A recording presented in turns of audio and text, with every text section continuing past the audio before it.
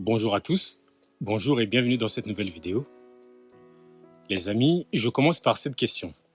Comment on va sortir notre île de cette crise profonde, cette crise économique, sociale, politique, dans laquelle notre île extraordinaire se retrouve prise, et même je dirais prisonnière finalement. Pour commencer, et pour être clair aussi, citons les principales difficultés sur notre île à l'heure actuelle. On peut noter un sous-investissement chronique depuis des décennies qui a causé un retard dans plusieurs domaines, comme le réseau routier par exemple, qui se retrouve totalement saturé et qui oblige certains à se lever à 3 ou 4 heures du matin tous les jours pour parcourir à peine 20 km. Comme autre difficulté, on peut citer aussi la problématique de l'eau. L'eau est disponible à Mayotte, mais elle n'est pas captée pour être traitée et redistribuée ensuite. Résultat, on a des coupures d'eau quotidiennes sur notre île. Les écoles sont également en nombre insuffisant. Pourtant, la natalité n'a jamais été aussi élevée et cette année, nous sommes bien partis pour battre notre record en nombre de naissances. Les services de la santé, justement, ils sont totalement saturés et en plus frappés d'un grave manque de personnel médical sur notre île. Il y a un turnover absolument ahurissant sur notre île. On a l'hôpital de Kahani et de Dzumouni qui est régulièrement fermé faute de personnel. On a des travailleurs qui viennent sur l'île, mais à cause de conditions de vie difficiles, lassés des agressions, des grèves, des caillassages et de la misère générale tout simplement, et du manque d'attractivité et d'activités de loisirs divers sur notre île, il y a beaucoup de personnes très compétentes, désireux de s'établir sur notre île, mais qui finissent par partir. Tout ça cause une pauvreté endémique qui cause des troubles sociaux de toute nature. Et les amis, mes très chers amis, sachez que l'État ne peut pas régler tous nos problèmes. On doit commencer enfin à parler de développement économique endogène sur notre île. On ne peut pas avoir pour l'éternité l'envie d'être développé par Paris, un développement qui, presque comme la pluie qu'on espère là en cette saison, tombe du ciel. Alors je vais prêcher un peu pour ma paroisse, mais je suis jeune agriculteur en train d'essayer, je dis bien en train d'essayer, depuis 3 ans de démarrer mon activité agricole. Et jusqu'à maintenant, cela a été sans succès. J'ai beau me démener, force est de constater que, à mon rythme actuel, même dans 10 ans, j'en serai toujours au même point, c'est-à-dire nulle part en vérité. Pourtant, je suis totalement convaincu que c'est grâce à l'agriculture notamment qu'on va sortir notre île de cette situation. L'agriculture est un secteur tellement vaste qui, de bout en bout de la chaîne de production, génère des dizaines d'emplois directs et indirects. Et ce sont autant d'activités dans lesquelles on va pouvoir mettre en action au travail toute cette population qui se trouve soit fonctionnaire pour les plus débrouillards, ou souvent chômeurs, voire certains dans l'économie informelle. Aujourd'hui, l'économie privée sur notre île est totalement exsangue, et ça en particulier dans l'agriculture notamment. Pourtant, vous avez des champs partout autour de vous. Il y a une notion dont on entend parler régulièrement, celle de l'autonomie alimentaire de notre île, de l'indépendance alimentaire de notre île. Et aujourd'hui, il faut reconnaître que ça, ce n'est qu'un mirage en vérité. L'autonomie, c'est-à-dire faire en sorte que Mayotte puisse produire sa propre nourriture. Qu'on parle de poulet, qu'on parle de bœuf, il y a plein de choses qu'on peut produire ici directement à Mayotte. Mais on se retrouve à devoir importer toutes ces choses-là qu'on ne produit pas ici. On a notre île qui est submergée par des produits alimentaires venus du bout du monde, grâce à des accords européens qui font de nous les dindons de la farce finalement, puisque Mayotte, c'est la France, donc l'Europe. Et du coup, on se retrouve dans des accords décidés par l'Europe directement, par Bruxelles, etc. Et on se retrouve donc en concurrence avec des gens du bout du monde, des gens qui ont des moyens productifs infiniment plus efficaces, plus sophistiqués, plus performants que les nôtres. Nous, on est encore à l'agriculture vivrière avec notre chombo qu'on a hérité du grand-père, etc., etc. Mais on ne pourra jamais faire concurrence à ces gens-là. Pourtant, on le doit. Pourtant, on est mis en concurrence face à eux. On est mis en concurrence avec des exploitants agricoles internationaux. Et nous, Mayotte, si on veut se sortir de ce chômage, de cette galère, de cette misère qui entraîne toute cette violence, on doit aussi être force de proposition et produire tout simplement. On doit produire ici également à Mayotte. On ne va pas tout produire. Mais pour ce qui est de l'agriculture, il y a plein de choses, plein de choses qu'on peut produire ici sur notre île. C'est inconcevable qu'on ait tous ces aliments, que ce soit ceux vendus au bord des routes, dans des conteneurs ou même dans les grandes surfaces, des produits alimentaires venus du bout du monde, alors qu'on a un chômage explosif ici, et tous ces chômeurs-là qui sont ici, et ceux qui sont dans des emplois improductifs en général, peuvent également prendre ces emplois. Toutes ces choses qu'on doit importer, c'est autant d'argent pour lequel on a travaillé dur au risque de nos vies parfois lorsque nous devons sortir de nos maisons. Cet argent-là, tout cet argent, il quitte notre île, c'est de l'argent qui sort de nos poches. Et là, moi, je n'évoque que l'alimentation, mais tous les autres produits, on peut parler des voitures, des matériaux de construction, etc., etc. En vérité, on est en train de s'appauvrir au bénéfice d'autres territoires. Est-ce qu'on va être éternellement des consommateurs? Consommer, consommer, consommer de tout, mais on ne produit rien. On ne produit strictement rien. Ou nos productions locales sont dérisoires, elles sont totalement dérisoires par rapport à tout ce qui est consommé sur place. Tout le reste, plus de 90%, vient de l'importation. Tout, absolument tout en vérité. Vous avez déjà pris le temps de regarder toutes ces belles voitures là qu'on voit au bord de nos routes, ou sur nos routes plutôt, ces belles voitures neuves, ces voitures dernière génération. Vous imaginez par an ce que ça représente comme hémorragie économique financière pour notre île. Ce sont des dizaines et des centaines de millions qui quittent notre île pour aller dans les comptes de Monsieur Peugeot, Monsieur Renault, Monsieur Mercedes, etc., etc. On se croit malin en pavanant avec ces belles voitures, mais pour moi, ce n'est que le summum de la stupidité économique, surtout au vu de notre réseau routier. Mais à quoi ça sert de rouler dans un beau 4x4 flambant neuf à 40 000 € ou je ne sais quoi, sur des routes absolument dégueulasses, des routes dignes du tiers-monde? Expliquez-moi à quoi ça sert et à quoi ça rime surtout. C'est totalement idiot, c'est tellement débile. C'est pas là-dedans qu'on devrait mettre nos efforts, c'est pas là-dedans qu'on devrait mettre de l'argent. Franchement, ça me dépasse totalement. Ça me dépasse totalement. Alors, je veux bien reconnaître que c'est certainement par jalousie, on ne va même pas débattre là-dessus. Achetez vos belles voitures, très bien pour vous. Mais pour ce qui est de l'agriculture, s'il est évident qu'on ne va pas s'amuser à produire tout à Mayotte, il y a certains aliments, certains produits qu'on peut produire ici localement, j'insiste là-dessus. Le poulet, on consomme plus de 20 000 tonnes de poulet par exemple chaque année, et dans ces 20 000 tonnes de poulet, il y a moins de 10% qui provient de Mayotte. Pourtant, le poulet local, il est de bonne qualité, il est très bien valorisé, vous pouvez le retrouver dans des magasins comme Doukabe, comme Baobab, comme je ne sais où encore. Mais aujourd'hui, on peut produire plein de choses ici sur notre île. Mais on continue avec une agriculture archaïque, vivrière, totalement improductive, surtout au vu des besoins croissants qu'on peut observer sur notre île. Étant donné notre natalité, on a des besoins en croissance exponentielle. Cette natalité, justement, c'est un enjeu majeur qui peut faire basculer notre île. C'est agréable. C'est agréable, hein, n'est-ce pas? Ah oui, ça donne envie de manger du riz au lait. Ah, Dans le bien comme dans le mal, dans le positif comme dans le négatif, dans le meilleur comme dans le pire. Et aujourd'hui, il est plus qu'évident qu'on est en train de se diriger vers le pire. Les jeunes se déchaînent littéralement sur la population et sur notre île, faute d'avoir quelque chose de plus positif pour les occuper. Alors même que notre île regorge de secteurs d'activité par dizaines, qui restent encore à développer et qui pourraient les occuper justement, afin que tous ces jeunes aient une occupation et un effet bénéfique sur notre île. Et parce que je vais assumer totalement de faire du chauvinisme, je vais parler de l'agriculture. Moi-même, depuis 3 ans, je suis en train de me casser les dents pour démarrer une activité agricole. Et loin de m'aider, je déplore malheureusement bien souvent une obstruction de la part de l'autorité, là où au contraire, je devrais trouver des aides et des facilités.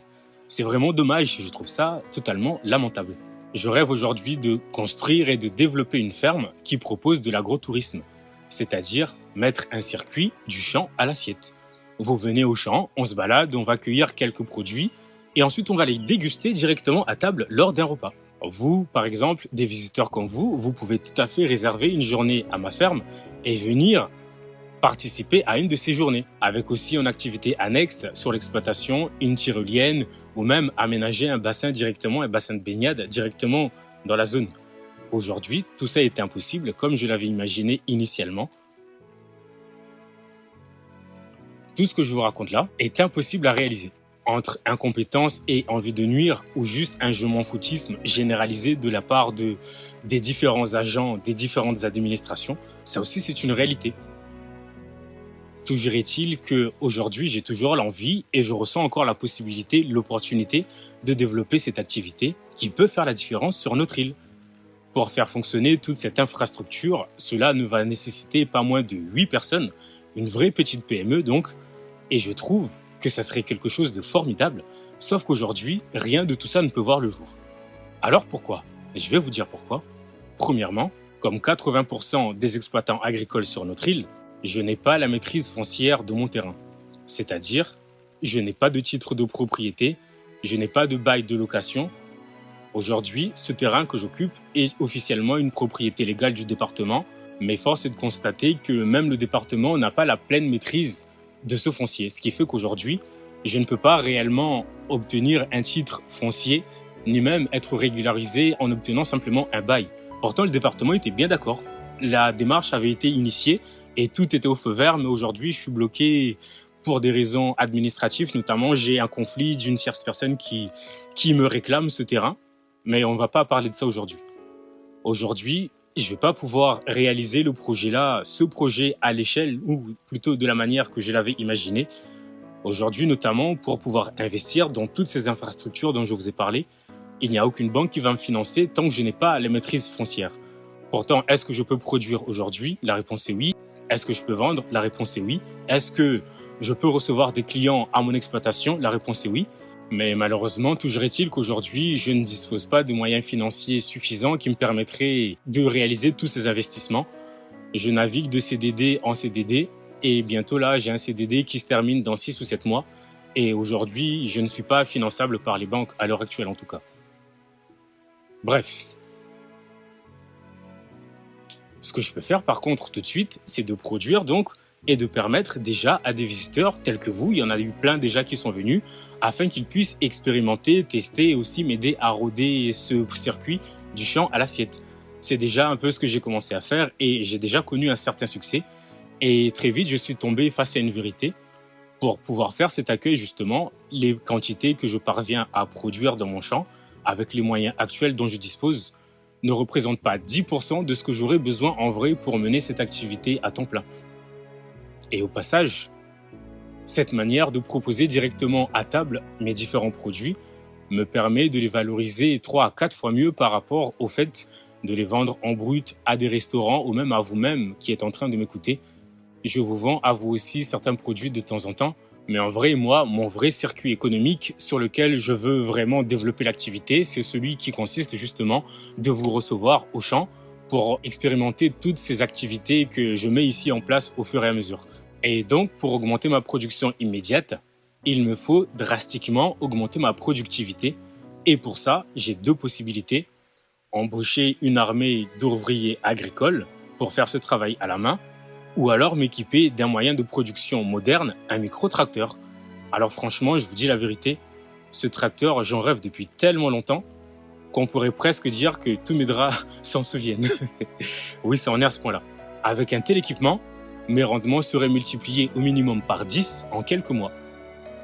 Et le temps de travail ingrat, qui consiste le plus souvent à labourer et à désherber, serait fortement diminué, ce qui me laisserait justement le temps de vraiment développer ce qui était important dans la croissance de mon activité, c'est-à-dire comme ce que je suis en train de faire là, cette petite vidéo. La communication, franchement, c'est un élément absolument central dans mon idée de développer cette activité agricole. Donc, et malheureusement, le temps que je passe à faire ces vidéos-là, c'est du temps à moins pour le champ.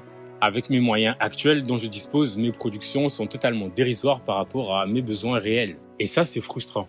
Aujourd'hui, je suis dans l'incapacité de financer ce micro-tracteur qui pourrait pourtant me permettre de changer totalement d'échelle mon activité et en faire réellement une activité à temps plein, enrichissante à tous les niveaux, au lieu d'être une activité de débrouille où je viens de temps en temps.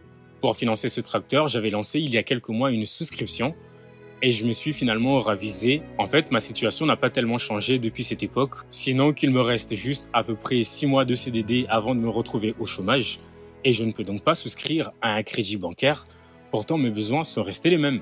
J'ai besoin d'investir dans un micro-tracteur tout équipé et l'ensemble de cet équipement me revient à approximativement 30 000 €. J'avais lancé, il y a quelques mois de ça, certains d'entre vous vous en rappelez peut-être, un appel à financement participatif que j'ai fini par interrompre à un peu plus de 9 000 € sur 30 000 € d'objectifs. Alors je précise tout de suite que je n'avais pas collecté ces fonds. J'avais plutôt simplement un listing des gens qui étaient motivés, désireux d'investir, ainsi que le montant qu'ils voulaient investir. Ça allait de 100 € pour 80% des contributeurs jusqu'à un peu plus de 1 000 €. Mais j'ai tout stoppé car avec cette méthodologie, j'allais me retrouver avec plusieurs centaines de souscripteurs, donc d'intermédiaires, de personnes à qui je vais devoir rendre des comptes. et j'ai trouvé ça beaucoup trop lourd et beaucoup trop difficile à gérer. Donc j'ai préféré mettre en pause cette idée-là en tout cas. Moi, dans l'idéal, dans une situation idyllique même, je n'aurais que la banque comme intermédiaire à qui rendre des comptes. Ça faciliterait infiniment la communication et la gestion de toute cette affaire-là. Mais les choses étant ce qu'elles sont, je dois trouver une autre source de financement. Du coup, moi, dans mon idéal, je travaillerai avec quelques investisseurs qui mettraient chacun quelques milliers d'euros chacun pour faire cet achat. Et ces investisseurs, évidemment, ils auront une visibilité totale sur la comptabilité de l'activité ainsi qu'un pourcentage du bénéfice prévisionnel qui sera réalisé dans cette activité. Aujourd'hui, je n'ai que deux options quant au futur de cette exploitation, comme j'ai toujours fait jusqu'à maintenant, donc avec le système D, en déshabillant Paul pour habiller Pierre, comme on dit, soit je trouve une autre manière de financer mes investissements au champ. Aujourd'hui, j'y mets une part conséquente de mon salaire, notamment pour acheter des petits équipements tels que motoculteurs, débroussailleuses, tronçonneuses ou l'entretien même général de tout ce matériel. Mais si je continue de travailler comme ça, je vais finir épuisé, dégoûté et ruiné en très peu de temps sans avoir mis en place tout ce que j'essaye de mettre en place justement. Alors ce qui est aussi quand même assez frustrant, c'est qu'on entend parler de millions, mais réellement de millions d'euros d'argent public qui sont destinés à financer ce genre de projet, mais auquel je suis totalement exclu tant que je n'ai pas la maîtrise foncière de mon terrain justement. On peut vous citer les fonds européens, les fameux, on peut vous citer des fonds nationaux tels que ceux qui ont été obtenus par le département il y a quelques années encore lors de la grande opération d'Île Morte qui avait donné donc droit à une énorme enveloppe budgétaire mais qui n'a jamais été dépensée finalement. Cet argent-là, il dort dans les comptes de la préfecture et du département, mais la plupart des entrepreneurs qui en auraient besoin ou qui pourraient en faire quelque chose, tels que moi comme je le disais, la problématique du foncier à Mayotte, elle est absolument catastrophique. Tout est bloqué, beaucoup de personnes sont bloquées, souvent à cause des problèmes de foncier. Donc, moi, j'en suis aussi dans cette situation-là et je dois trouver une autre alternative pour financer ces investissements. Par expérience, je sais pertinemment que le secteur agricole vaut la peine d'y investir. Aujourd'hui, même si je multipliais par 10 ma production, je n'aurais absolument aucune difficulté à l'écouler. Entre les restaurants avec qui j'ai déjà travaillé et les autres qui m'ont contacté pour que je puisse leur fournir des produits, mais ma production est dérisoire. Ma production est absolument dérisoire. Sans parler de mes propres besoins, moi, lorsque je veux vous recevoir au champ justement pour vous les proposer, ces aliments-là à table, mais mes capacités de production aujourd'hui sont absolument dérisoires encore une fois. C'est une goutte d'eau par rapport à tous les besoins et tout au potentiel auquel je peux prétendre finalement. Sans parler de vous-même, la population locale, vous qui visiblement adorez mes produits, qui sont en plus en labellisation biologique. Et c'est pas une moindre chose ici à Mayotte. On sait très bien ce qu'il en est de l'usage exponentiel des pesticides interdits depuis 10 ans, 20 ans, 30 ans, parce que dangereux. Et en plus, ces produits sont utilisés en des quantités absolument excessives. On a mesuré des taux de produits phytosanitaires sur les produits alimentaires ici à des taux mais absolument stratosphériques. Moi, mes produits, ils sont cultivés avec amour, avec soin, avec la plus grande attention possible. Mais pour pouvoir faire ça à grande échelle, j'ai besoin d'équipements. On doit développer la production locale. On doit mettre beaucoup plus d'énergie, beaucoup plus de moyens et de volonté dans le développement de l'agriculture à Mayotte. Moi, c'est vers ça que j'essaye de vous embrigader. Bref, ça fait beaucoup de blabla, beaucoup de paroles depuis tout à l'heure et je vais passer à la conclusion. Les amis, on commence une nouvelle année et je ne peux pas me dire que durant cette année entière, je vais continuer à travailler de manière artisanale et archaïque comme j'ai procédé jusqu'à maintenant. Je dois me moderniser. La dernière fois, j'avais imaginé une campagne de souscription pour 30 000 euros. Cela aurait nécessité pas moins de 300 souscripteurs / donateurs / investisseurs. Ça faisait beaucoup trop d'intermédiaires différents et ça aurait été un bordel à gérer. Donc, j'ai préféré mettre ça en pause pour l'instant. Pourtant, comme je le disais, mes besoins et mes possibilités n'ont pas changé. Moi, j'ai les idées, la volonté et surtout l'énergie pour produire, vendre et développer donc cette activité. Mais j'ai pas les fonds ni les moyens qui me permettraient de faire ça de manière professionnelle à l'échelle où il serait intéressant que je le fasse. Aujourd'hui, je suis en train de faire ça comme un métier du dimanche puisque je suis obligé d'avoir un deuxième métier à côté. à défaut de pouvoir réellement m'investir à fond et à temps plein dans cette activité agricole. Alors si vous disposez des fonds suffisants, je sais très bien qu'il y a des gens qui ont des dizaines, des centaines de milliers d'euros sur leur compte qui laissent dormir tout simplement. Je sais qu'il y en a peut-être que parmi vous qui m'écoutez, au lieu de laisser dormir cet argent, venez participer à une démarche positive, une démarche qui a une petite chance de contribuer à la stabilisation aussi de notre île. Il faut aussi qu'on prenne en compte cet aspect-là, dans cette activité-là. Vous pouvez soit être investisseur, soit donateur, soit associé.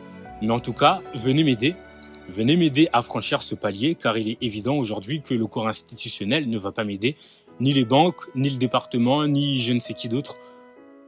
Alors je sais très bien que vous n'êtes pas l'abbé Pierre et que vous n'êtes pas là pour sauver le monde. Alors je vais parler de chiffres, je vais vous parler de rentabilité.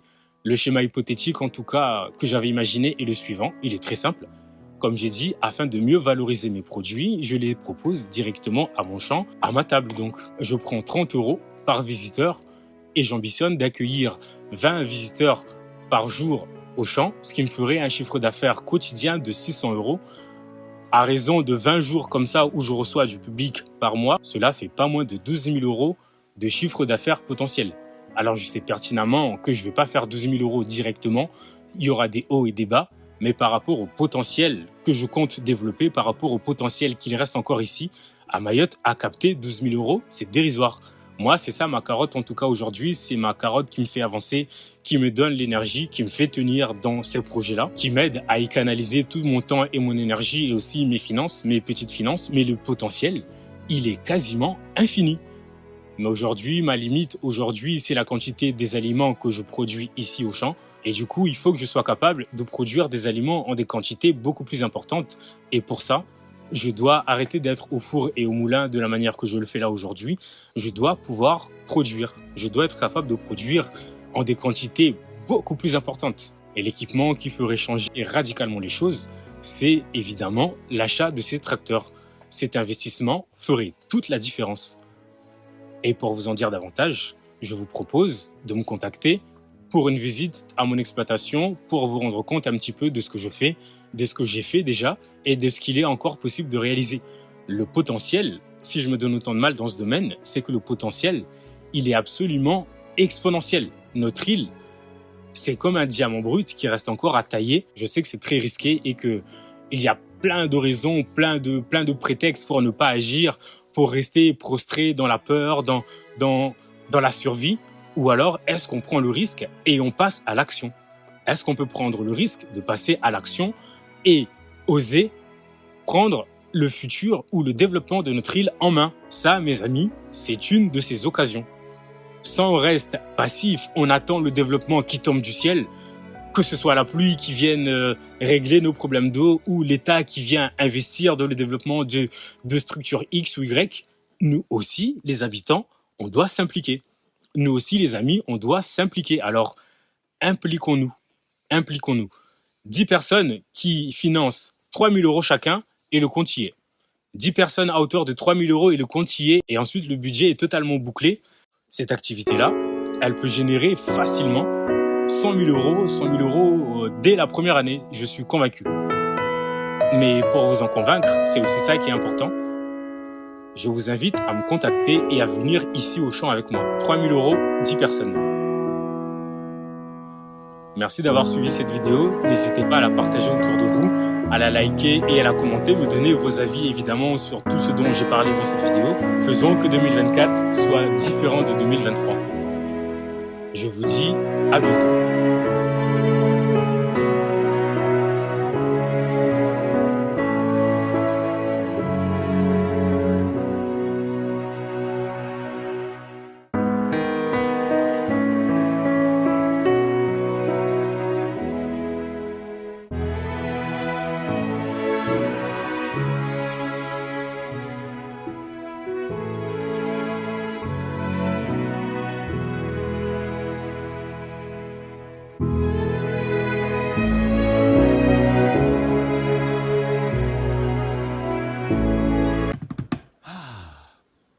À table.